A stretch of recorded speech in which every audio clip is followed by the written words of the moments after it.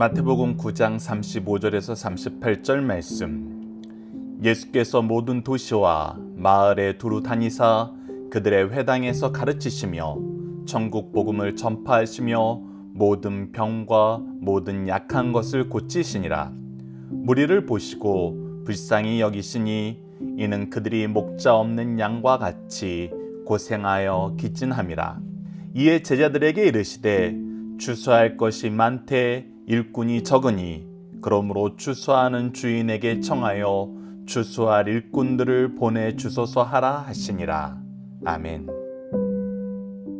안녕하세요. 승리한 상가족 여러분, 그리고 강성성경연구원 여러분, 오늘은 마태복음 52번째 강의로 마태복음 9장 35절에서 38절 말씀을 추수할 것은 많되 일꾼이 적으니 일꾼을 보내주소서라는 제목으로 함께 말씀을 나누도록 하겠습니다. 승리한 삶은 박효일 목사님의 구속사로 조망한 성경 연속 강해집을 통해서 편집이 되어 있습니다.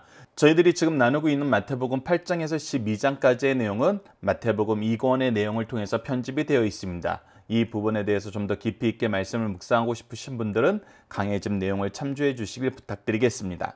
자, 오늘 본문 말씀을 보도록 하겠습니다.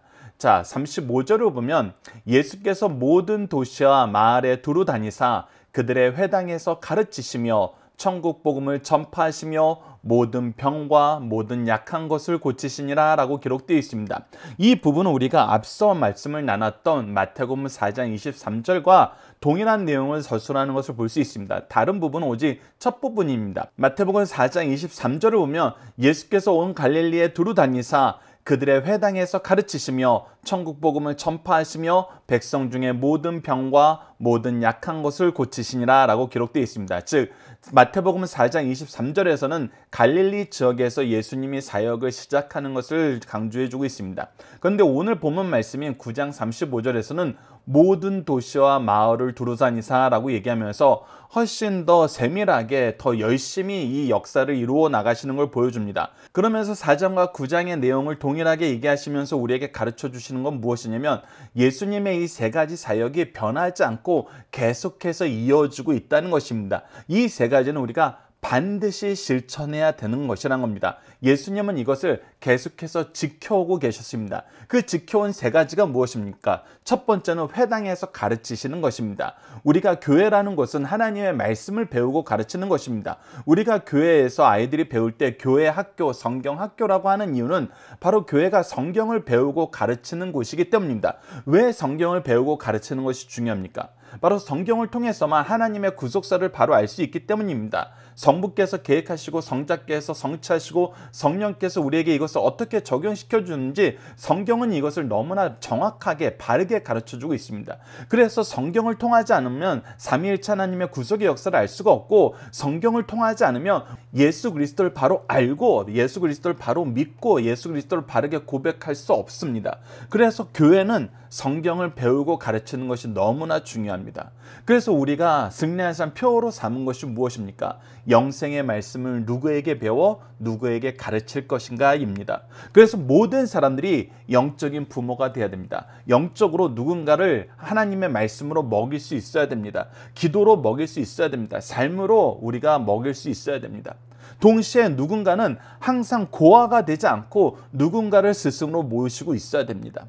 교회는 바로 이것이 이루어지는 곳입니다. 믿음의 가문은 바로 이것이 잘 이루어지는 것입니다.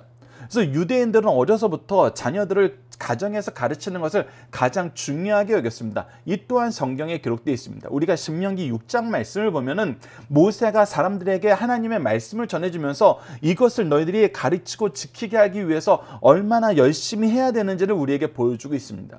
그래서 신명기 6장 말씀을 보면은 우리 부모들이 하나님의 말씀을 얼마나 진지하고 열심히 배워서 열심히 가르치고 모든 상황 속에서 이 하나님의 말씀이 함께 할 수 있도록 인도해야 되는지를 보여주고 있습니다. 그래서 우리가 하나님 말씀 가르치는 것은 성경에서 가르치는 가장 중요한 것이고 예수님이 가장 열심히 지켜오시던 것입니다. 그리고 두 번째는 무엇입니까? 바로 천국 복음을 전파하시는 것입니다. 이 모든 것을 우리가 하나님과 함께하면서 영원한 안식을 누리게 하시려는 하나님의 계획 안에서 이루어지는 것입니다. 그래서 우리는 바로 천국 시민이 되는 것입니다. 천국에서 하나님과 함께 사는 것이 우리의 삶의 목표입니다. 그래서 우리가 반드시 듣고 우리 또한 전파해야 되는 것이 무엇이냐면 바로 천국 복음이라는 것입니다. 우리가 어떻게 하늘나라 들어갈 수 있는지, 우리가 어떻게 하나님의 자녀가 될 수 있는지, 우리가 하나님의 자녀된 삶을 산다는 것이 무엇인지, 우리가 천국 시민권자로서 이 세상을 사는 모습이 어떤 것인지 예수님은 이것을 우리에게 가르쳐주고 있습니다. 특히 우리는 예수님이 이것을 우리에게 어떻게 가르쳐주는지를 확인할 수 있어야 됩니다. 예수님은 이것을 바르게 실천하셨습니다. 항상 그의 삶의 모습을 통해서 천국 백성들의 삶의 모습이 어떠한지를 가르쳐줬습니다. 그래서 우리가 영성을 가지고 산다는 것은 바로 예수님처럼 사는 것임을, 예수님처럼 하나님 앞에 서고 예수님처럼 사람을 향하여 나아가야 됨을 가르쳐주고 있습니다. 그리고 마지막은 무엇입니까? 모든 병과 모든 약한 것을 고치셨습니다. 항상 연약한 자들을 위해서 일하셨습니다. 연약한 자를 강건하게 하기 위해서, 성장하게 하기 위해서, 회복하게 하기 위해서, 그들이 또 누군가를 도울 수 있게 하시기 위해서 끊임없이 고치셨고 끊임없이 예수 그리스도를 증언할 수 있도록 그들을 이끄셨습니다. 이 세 가지가 바로 예수님께서 멈춤 없이 우리에게 보여주셨던 모습입니다. 이 지상에서 하셨던 모습이에요. 이것을 이제 누가 해야 되느냐? 바로 예수 그리스도의 제자된 우리들이 해야 된다는 것입니다. 자, 그래서 첫 번째 문제, 예수님은 어떻게 사명을 실천해 나가셨나요? 바로 회당에서 하나님 말씀을 가르치시고 천국 복음을 전파하시고 모든 병과 약한 것을 고치시면서 연약한 자를 위해서 사셨다는 것입니다.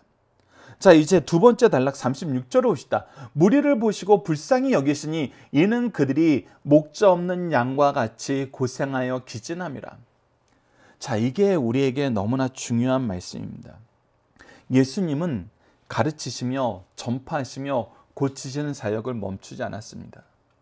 그런데 이 일을 하자 너무나 많은 사람들이 나오고 있어요. 너무나 많은 사람들이 예수님 앞에 나와서 예수님을 바라보고 있어요. 왜? 그들이 배우지 못했어요. 가르치지 않으니까 배우지 못했어요. 그들이 깨닫지 못했어요. 왜? 천국 복음에 대해서 전파하는 사람이 없었거든요. 그리고 그들이 연약한 상태에 계속 남아 있었어요. 왜? 그들의 병이, 그들의 아픔이 오히려 더 깊어지고 있었기 때문이에요. 그런데 예수님을 보자 어떻게 됐어요? 예수님께 나오게 됐어요. 예수님이 우리의 누구신지 안 거예요.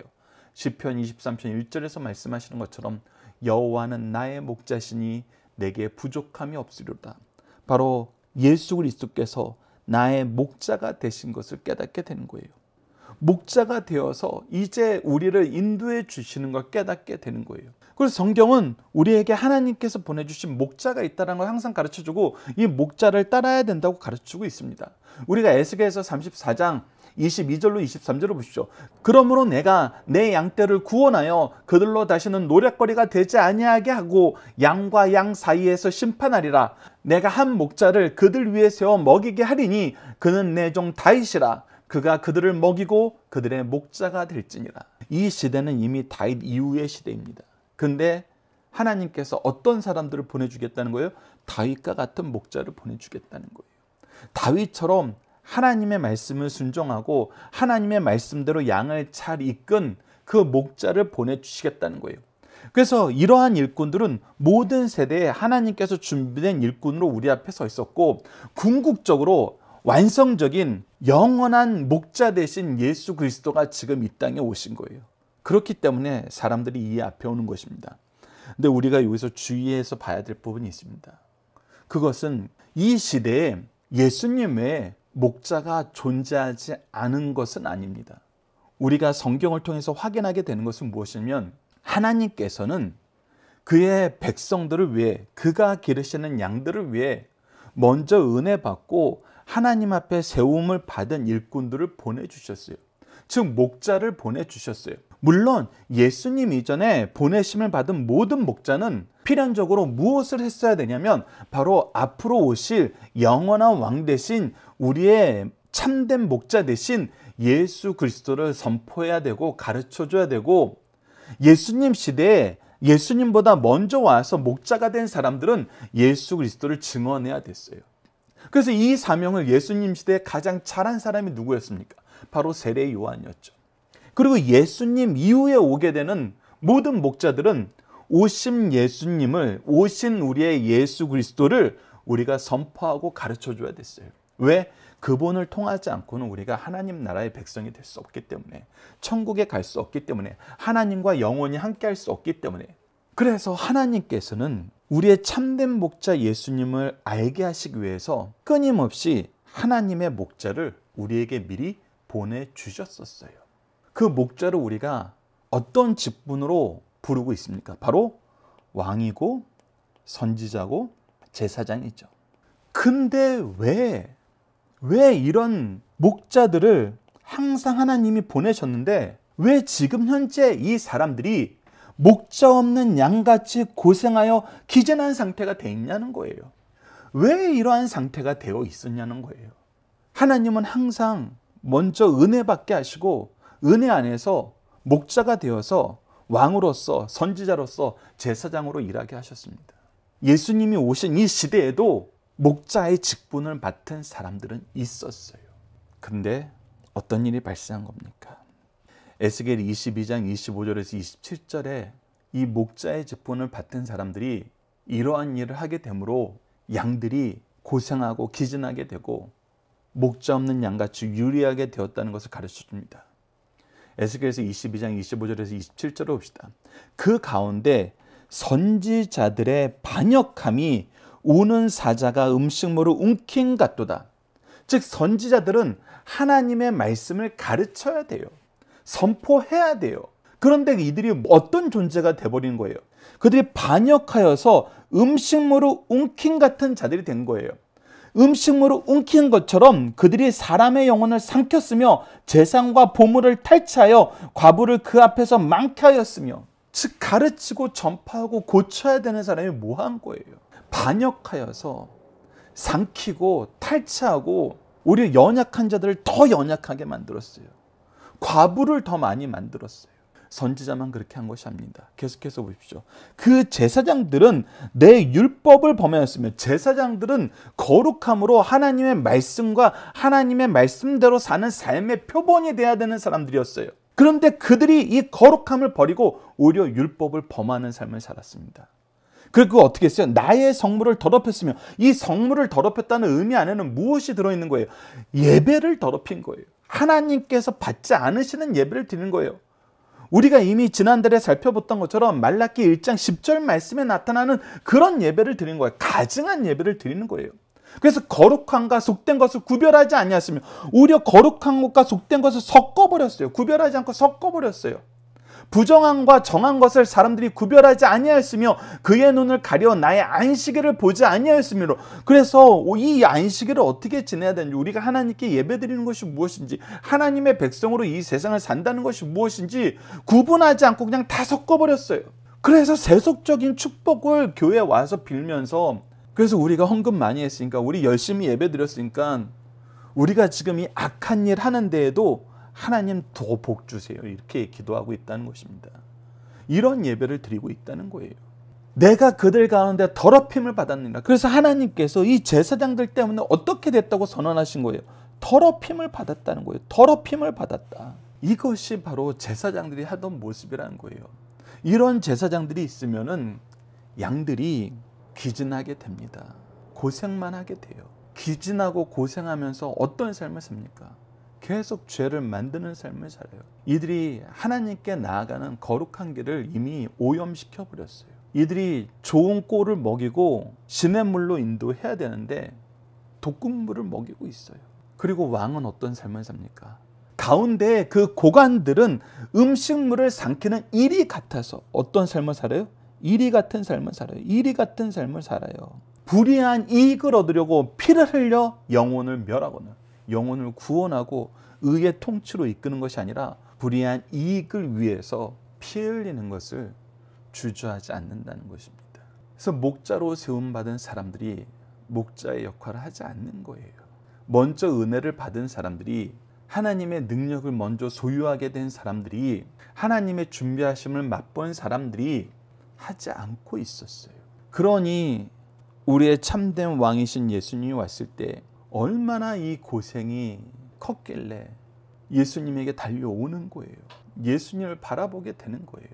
우리가 가르쳐야 될 걸 가르치지 않고, 전파해야 될 걸 전파하지 않고, 돌봐야 될 영혼들을 돌보지 않을 때 이런 유리하는 양들이 고생하게 되는 것입니다. 그래서 2번 문제를 봅시다. 예수님이 무리를 보고 불쌍히 여기신 이유는 무엇입니까? 그들에게 목자가 없었기 때문입니다. 목자로 세우심을 받은 자들이 오히려 참된 목자인 예수님을 사탄의 개수라고 욕하는 상황까지 왔기 때문에, 그리고 목자라고 세워진 사람들이 오히려 이 양들을 약탈하고 있었기 때문에 이들이 기진하여진 것입니다. 그때 이제 어떤 일이 발생합니까? 37절로 38절입니다. 이에 제자들에게 이르되 추수할 것은 많되 일꾼이 적으니. 왜 일꾼이 적게 되었다고요? 바로 하나님께서 세우신 일꾼들이 하나님의 뜻을 벗어나 버렸어요. 하나님의 뜻을 오히려 열심히 거역하는 자들이 되었어요. 그래서 이제 누구를 부릅니까? 새로운 일꾼인 제자들을 부르시는 것입니다. 우리가 말라기 1장 말씀을 묵상할 때도 함께 나눴던 것이지만, 하나님께 은혜를 받고 이 예배에 참여하게 된 자들이 바르게 예배드리지 않으면 하나님께서는 경건한 예배자를 다시 세우십니다. 동일하게 먼저 은혜를 받은 자들이 그 은혜를 자기의 탐욕을 위해서 사용하면은 하나님께서는 다시 새로운 일꾼을 세우십니다. 예수님은 누구를 불렀어요? 자기 제자들을 불렀어요. 그래서 무엇하라 해요? 이제 이 목자 없는 양들을 위해서 일하라 하십니다. 38절을 보면 그러므로 추수하는 주인에게 청하여 추수할 일꾼을 보내주소서 하라 하시니라. 즉 뭐 하라 하신 거예요? 제가 이 일을 하겠습니다. 저를 보내주소서라고 하나님께 기도하라는 거예요. 너희들이 지금 나를 통해서 무엇을 받느냐? 내가 하나님의 말씀을 가르치고 천국 복음을 전파하고 모든 병과 모든 약한 것을 고치는 이 역사를 너희들이 보지 않았느냐? 이것이 하나님께서 우리에게 맡기신 일이다. 하나님이 기뻐하시는 일이다. 우리가 반드시 해야 되는 일이다. 우리가 멈춰서는 안 된다. 이 일을 위해서 먼저 부름받은 자들 어디 갔느냐? 그들이 이 영혼들을 버려두고 어디에 있느냐? 왜 이 영혼들이 목자 없는 양같이 유리하고 다니느냐? 이제 내가 목자 되어서 너희들을 목자로 삼길 원한다. 이제 너희들이 기도해라. 너희들을 써달라고 주인에게, 하나님께 기도하라. 그래서 우리가 주기도문에서 배웠던 것처럼 아버지의 뜻이 하늘에서와 같이 땅에서도 이루어지게 하소서. 이것이 무슨 뜻이라고요? 하나님의 계획은 반드시 이루어지는데 이 일이 이 땅에서 이루어질 때 저를 통해서 저를 사용하여 주시옵소서. 제가 이 뜻을 이루는데 쓰임받게 하여 주시옵소서. 그렇게 기도하라고 하시는 것입니다. 그래서 마태복음 10장 1절을 보면은 이제 어떤 일이 일어납니까? 예수님이 제자들에게 이렇게 말씀하신 다음에 예수께서 그의 12 제자를 부르시다 더러운 귀신을 쫓아내며 모든 병과 모든 약한 것을 고치는 권능을 주시니라. 바로 예수님께서 모든 약한 것을 고치는 권능을 행하셨던 것처럼 이 권능을 이제 제자들에게 주어서 목자의 역할을 하게 하십니다. 계속해서 봅시다. 사도행전 2장 1절로 4절입니다. 이것이 이제 우리 교회에 어떻게 성취가 됩니까? 바로 오순절 성령 강림을 통해서 이루어지죠. 오순절 날에 이미 이름에 그들이 다 같이 한 곳에 모였더니 호련히 하늘로부터 급하고 강한 바람 같은 소리가 있어 그들이 앉아놓은 집에 가득하며 마치 불의 혀처럼 갈라지는 것들이 그들에게 보여 각 사람 위에 하나씩 임하여 있더니 그들이 다 성령의 충만함을 받고 성령이 말하게 하심을 따라 다른 언어들로 말하기를 시작하니라. 그래서 제자들이 그때부터 뭐 하기 시작했어요? 동일하게 하나님의 말씀을 가르치고, 그래서 구약의 예언이 어떻게 성취됐고 구약에 우리에게 약속하신 메시아가 왜 예수님인 줄을 그들이 담대하게 전할 수 있었죠. 그리고 천국 복음을 선포하고 주 예수를 믿으라 그리하면 너와 내 집이 구원을 얻으리라 얘기하면서 예수 그리스도를 믿음으로 구원을 얻는 이 천국 백성됨을 가르쳐줬고, 그리고 모든 약한 곳을 그들이 돌보기 시작했어요. 주신 능력으로 이 연약함을 치료하기 시작했습니다. 그리고 이것은 2000년 교회사에도 계속 이어져 오고 있습니다. 부모된 저와 여러분, 먼저 리더로 부르심을 받은 저와 여러분도 말씀을 가르치고 천국 복음을 선포하고 연약한 것을 돌보면서 예수 그리스도께서 우리에게 맡기신 영혼들 위해서 우리가 수고해야 됨을, 예수님처럼 우리가 그들을 돌봐야 됨을 가르쳐주고 있습니다. 이 일에 가장 잘 쓰임받는 우리 승리한산 가족 여러분들, 강성성경연구원 여러분을 내일 기도합니다. 자, 이제 문답으로 나누는 중심사상을 하나씩 확인해 보도록 하겠습니다. 여러분들께서 오늘 본문 말씀을 통해서 여러분들이 깨닫게 된 거, 또 혹은 더 궁금하게 된 거, 그것들을 다 정리해서 잘 적어 놓으십시오. 그래서 이 부분에 대해서 문답으로 나눈 중심사상을 통해서 해결이 되시면은 여러분들이 그 부분을 잘 정리해서 또 가르칠 수 있도록 준비하시고, 혹시 이 부분에 대해서 해결이 안 되셨다면은 댓글이나 메일을 통해서 혹은 제 연락처를 알고 계시는 분들 문자를 통해서 이 부분에 대해서 궁금한 점을 올려주시면 여러분들에게 대답을 준비해서 전달해 드리도록 하겠습니다. 자, 오늘 문답 내용을 하나씩 확인해 보도록 하겠습니다. 첫 번째, 예수께서 공생애를 통해 멈추지 않고 하신 일은 무엇입니까? 세 가지가 있죠. 첫째는 회당에서 가르치셨다는 것입니다. 가르침의 핵심은 자신이 구약에 예언된 메시아이심을 알리는 것이었습니다. 둘째, 천국 복음을 전파하셨습니다. 사람은 지상의 삶도 필요하지만 천국의 삶도 알고 소망해야 합니다. 인간의 참된 행복은 지상 나라에서 결정되지 않고 천국을 알고 소유할 때 결정됩니다. 셋째, 모든 약한 자를 돌보고 병자를 고쳐주셨습니다. 교회와 성도들도 예수를 믿게 되면 이 세 가지 사업을 계승하고 실천해야 됩니다. 실천하게 됩니다. 그것이 우리가 하나님께 받은 은혜이고 하나님께서 우리를 부르셔서 목자 삼으신 이유입니다. 두 번째, 건강한 교회와 가정을 위해 우리가 기도하며 소망해야 하는 것은 무엇입니까?